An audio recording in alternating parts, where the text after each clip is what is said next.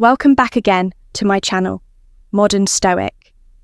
Have you ever wondered what it really takes to make a woman feel genuinely drawn to you, to spark that irresistible attraction where she can't stop thinking about you?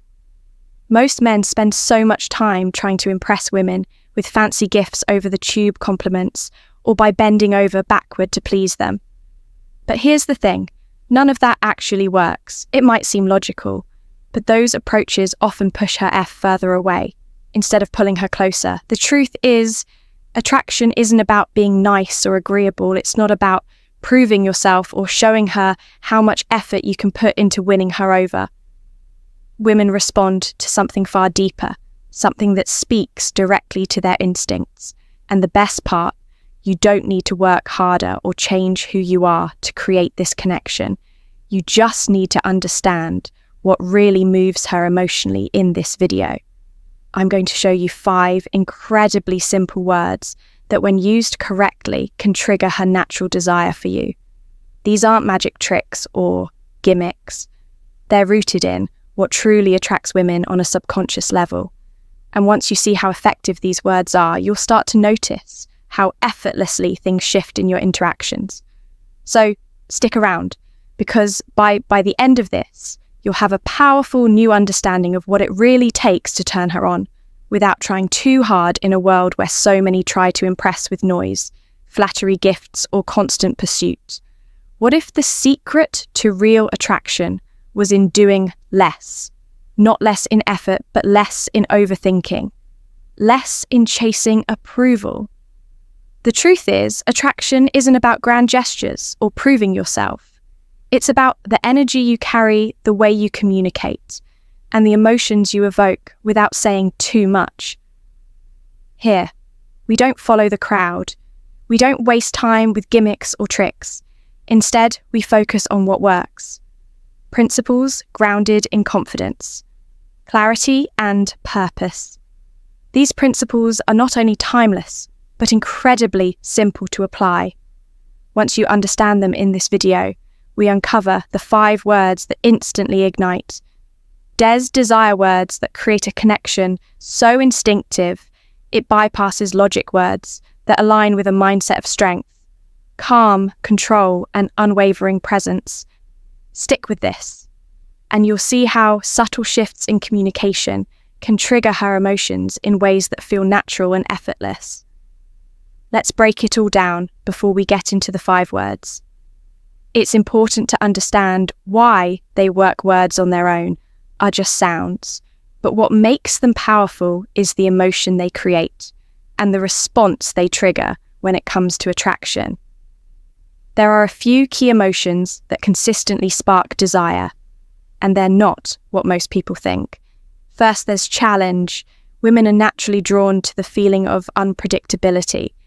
It's not about playing games but about showing that you're not easily won over, that you have your own standard. When there's a sense of it keeps things exciting and engaging. So predictability, on the other hand, dulls attraction. People crave the feeling of working towards something that feels earned. Next is intimacy.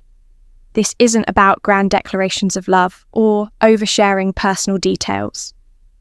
Intimacy is created in moments where a real connection is felt, where there's a shared energy that draws 2 people closer. It's in the way you hold her attention, the way you speak with presence, and the way you make her feel like she's the only person in the room. Then we have tension. This is one of the most overlooked yet powerful triggers of attraction. Tension isn't conflict. It's that spark that keeps things alive. It's the pause between words, the way your tone lingers, just long enough to make her wonder what you'll say next. Tension is what creates anticipation and keeps her emotionally invested in the interaction. As you already know, conflict produces tension and keeps her emotionally invested in the interaction. Action, finally, there's ambiguity when everything is laid out too clearly. It leaves no room for curiosity. Ambiguity doesn't mean being unclear or distant. It means allowing just enough mystery to make her intrigued. when she's not entirely sure what you're thinking or what you'll do next. Her mind starts to fill in the gaps, and that mental engagement pulls her closer. These emotions challenge intimacy, tension, and ambiguity. Aren't just random feelings, they deeply ingrained triggers that shape how we connect and feel attracted to others. And the 5 words I'm about to share are designed to evoke these exact emotions. By using them intentionally, you'll tap into a side of attraction that feels instinct, almost automatic. So let's get into it. The first word is no. It's simple, direct, and surprisingly powerful. But why does it work so effectively? Because it sends a message that you respect yourself, your time, and your boundaries. This one word shifts the dynamic in a way that's impossible to ignore. Most men are so afraid of losing. A woman's interest that they agree to anything, no matter how unreasonable or inconvenient. And while they think this will make her like them more, it often has the opposite effect. When you say no, you communicate that you're not desperate for approval. You're not bending over backward to win her favor. Instead, you're showing that your time and energy have value, and that instantly makes you more attractive. Think about it. What's more compelling? Someone who's always available and eager to please, or someone who holds their ground and knows they're worth looking good is not the ultimate goal. Let's look at some examples. Imagine you've just started talking to someone at a bar, and within minutes she says, "Buy me a drink." Most guys, eager to impress, would rush to the bar, enter without hesitation. But the man who calmly says, "No, let's talk first," is the one who stands out. Why? Because he's setting the tone. He's showing that he's not there to simply comply with demands, but to build a real connection on equal footing. Another scenario, a woman you're interested in repeatedly asks for favors. Maybe she wants you to help her move furniture or run errands. Saying yes every time might seem like the polite thing to do, but over time, it can put you in the nice guy category. The guy she calls when she needs help, not the one she sees romantically. Instead, respond with something like, "I'd love to hang out, but I'm not free to do that right now." It's honest, respectful, and places value on your own time. The power of no isn't about being rude or dismissive. It's about balance. It's about showing that while you're interested, you're not willing to compromise your sense of self just to gain someone's attention, a good kind of tension that keeps her engaged. She'll respect you more because you respect yourself. And that respect is a cornerstone of attraction. By using the word no thoughtfully and with intention, you signal confidence and self-assurance qualities that are undeniably attractive. It's not about saying no for the sake of it. It's about knowing when to say it and standing firm when it matters. And that is why this simple word holds so much power.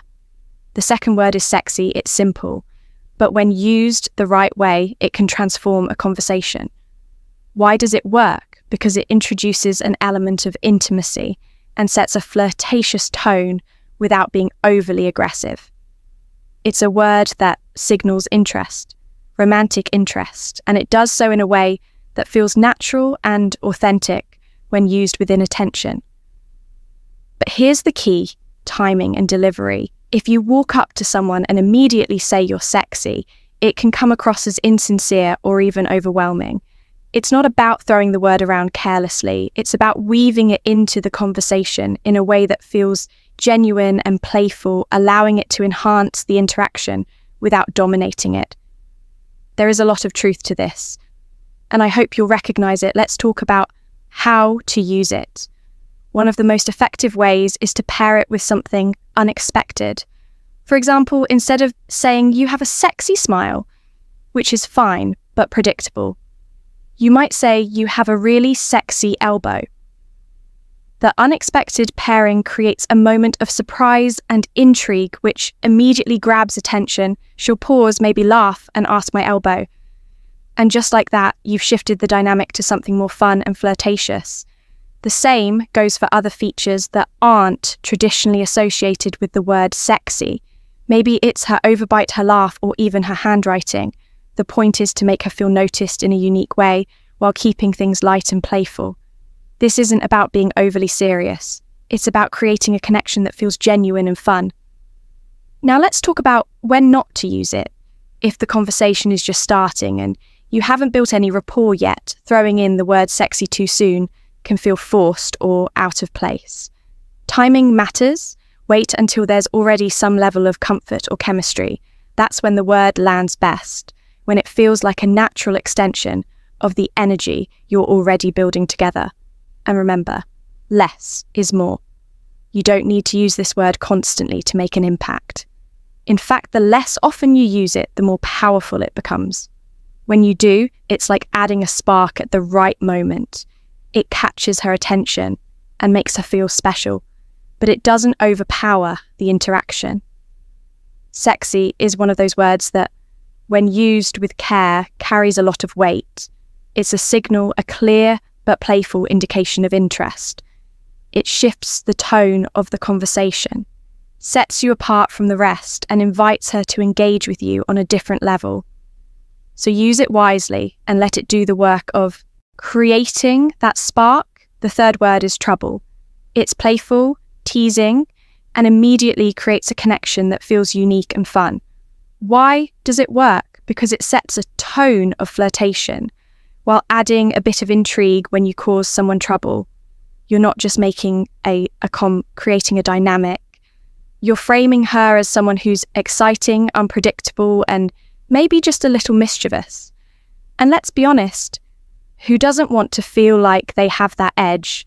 Using the word trouble works because it's not overly serious or heavy, it's light-hearted, yet it carries a certain weight in how it shifts the action. When you say you're trouble, you're not just describing her. You're creating a story between the two of you. It's as if you're saying, I can already tell you're the type of person who's going to shake things up and I like it. So how do you use it? One of the best ways is to turn it into a nickname. Let's say you're having a fun conversation and she does something cheap or says something witty. That's the perfect moment to say you're trouble, aren't you? Add a playful smirk and you've instantly created a more intimate vibe. From that point on, you can call her trouble as a way of keeping the energy light and fun. It becomes your inside joke, a word that only the two of you share in that context. Another way to use it is in storytelling, for instance. Let's say she tells you about something adventurous or spot-in as she did in the past. That's your moment to respond with, I knew you were trouble. The moment I saw you, it frames her actions in a way that feels playful, but also slightly flirtatious. You're not judging her, you're admiring her energy and framing her as someone who keeps life and interesting. And here's the beauty of it.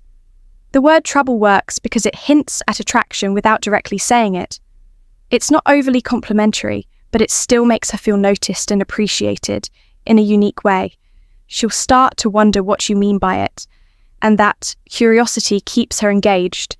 It also creates a you and me dynamic, as if you're the only one who sees this side of her, the mischievous, exciting side. Now, a word of caution, use it with the right tone. Trouble isn't meant to be said seriously or in a way that feels like an accusation. It's meant to be light, playful, and full of positive energy. Think of it as a way to keep the conversation flowing, to add a bit of spice to your dynamic, and to show her that you see her as someone who stands out when used.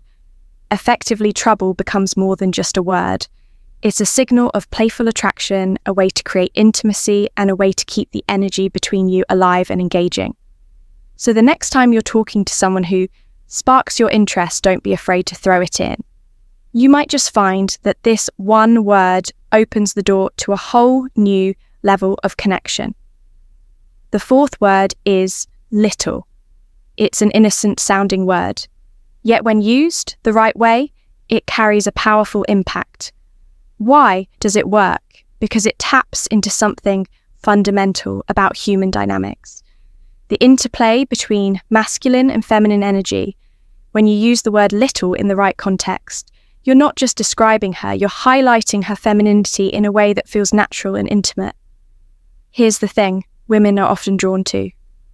Men who exude a sense of strength and security, And not because they're helpless or weak, but because it complements their own feminine energy by calling her little. You're subtly reinforcing that contrast. It's not about belittling her, it's about creating a moment where she feels seen, protected, and appreciated for the qualities that make her unique. So how do you use it? Effectively, timing is everything. Imagine she's standing next to you and she takes off her heels, suddenly making her height noticeable compared to yours. That's the perfect moment to say you're so little. It's a simple statement, but it instantly creates a sense of closeness and intimacy. It's like you're acknowledging a detail about her that feels personal, something that only you would notice in that moment.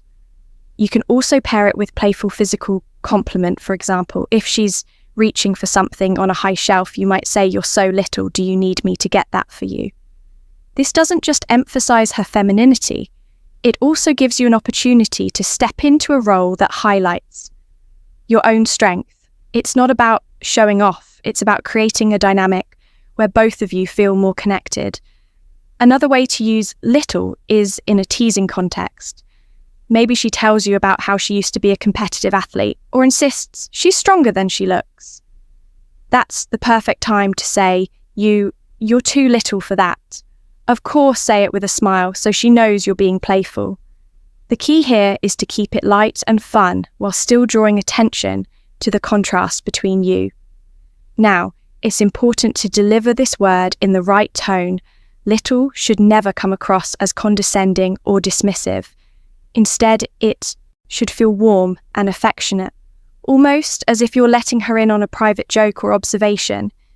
It's not about diminishing her, it's about amplifying the dynamic between you in a way that feels playful and personal. What makes little so effective is that it validates her femininity in a world where she may not always feel celebrated, for it is a reminder that you see her not just for her outward appearance, but for the energy she brings into the interaction. And when a woman feels both seen and valued, that's when the connection deepens, used thoughtfully. This one word can open the door to a more intimate and engaging dynamic.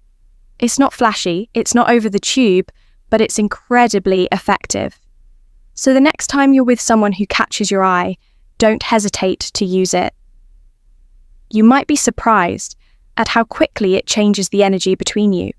The fifth word is friend, and while it might seem counterintuitive, this one word can be incredibly effective when used correctly. Why? Because it introduces ambiguity into the interaction.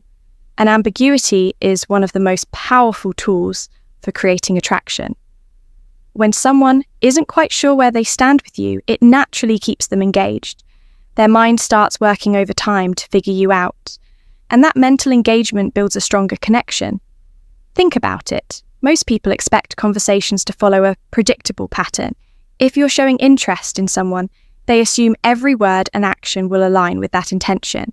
But when you casually drop the word friend into the conversation, nation, you disrupt that predictability. It makes her pause, wonder, and question what you're really thinking. That moment of uncertainty is what makes this word so effective. Let's talk about how to use it. One of the best ways is to throw it in playfully during a light ed moment. For example, you might say, "You're such a cool friend. I should introduce you to someone." It's expected and creates a sense of intrigue. She'll likely respond with something like, "Friend, is that what we are?" And just like that, you've sparked a conversation where she's the one trying to define the relationship. Another way to use it is to mix your signals deliberately. Let's say the vibe between you is already flirtatious, and then you casually say, "Wait, are we friends?" or something more. "You're confusing me." This works because it shifts the dynamic. Instead of you chasing her, it subtly implies that she's the one giving mixed signals, which makes her invest more in the interaction, and that makes her a better source of information. The beauty of the word friend is that it's light enough not to feel like a rejection, yet intriguing enough to make her think it creates a kind of playful tension. She knows you're interested, but now she's wondering just how interested you are. That curiosity is powerful because it makes her more engaged in figuring out where things stand. Now, the tone is everything.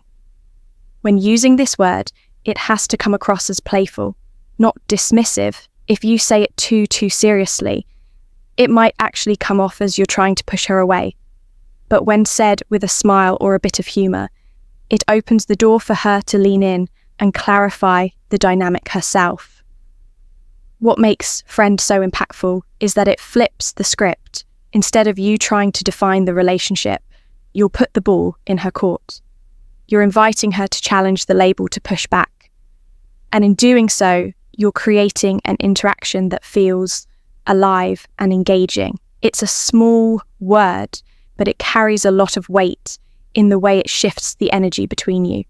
So the next time you're in a conversation that feels like it's going well, try throwing in the word friend, whether you use it to tease, to create a bit of mystery, or to mix signals. It's a powerful way to keep her intrigued and invested. Ed, you'll find that with just a little playfulness, this word can transform the way she sees. Now that we've gone through each of these 5 words, let's take a moment to really understand why they work and how they can transform your interactions. These aren't just random words. They're tools that tap into emotions at the very heart of attraction. When you use them intentionally, they create feelings of challenge, intimacy, tension, and even ambiguity. And these emotions, they're not just nice to have, they're what keep a connection alive, exciting and unforgettable. Think about it. The word no signals confidence and sets boundaries, something that immediately stands out in a world where most people are too eager to please. Sexy shifts. The tone creating a spark of intimacy and flirtation that draws her closer. Trouble adds a playful dynamic, turning a simple conversation into something more memorable. Little emphasize is the natural balance between masculine and feminine energy, building a sense of closeness and protection. And finally, friend introduces just enough ambiguity to keep her intrigued, wondering where she stands with you. Each of these words is like a key, unlocking a different aspect of attraction that works on a deeper, almost instinctual level. But here's the thing, understanding these concepts isn't enough on its own. You have to practice them. Start small, try these words into your next conversation and see how it feels. Pay attention to how she reacts, how the energy shifts and how it changes. The flow of the interaction, you don't need to get it perfect right away. The more you use them, the more natural it will become. This isn't about memorizing lines or trying to impress anyone. It's about learning to communicate in a way that's authentic, confident, and impactful. It's about creating moments that feel effortless, but carry weight. The more you experiment with these words, the more you'll notice how they subtly change the dynamic over time. You won't even have to think about it. It'll just be part of how you interact. And let's not forget, this is about more than just words. It's about the energy you bring into the conversation. The way you say things matters just as much as what you say. So take your time, practice with intention, and watch how these simple tools open the door to deeper, more meaningful connections. If you're willing to put this into practice, you'll be amazed at the difference it makes. These words aren't magic. They're ground-ed in principles that work because they resonate with something fundamental in human nature. So go ahead, start experimenting, start seeing how powerful your communication can be when you use the right words in the right way at the right time. If this resonated with you, I'd love to hear your thoughts. Let me know in the comments which of these words you're most curious to try out, or if you've already had experiences where one of them worked for you, share your stories. Your input could inspire someone else watching this. Thank you.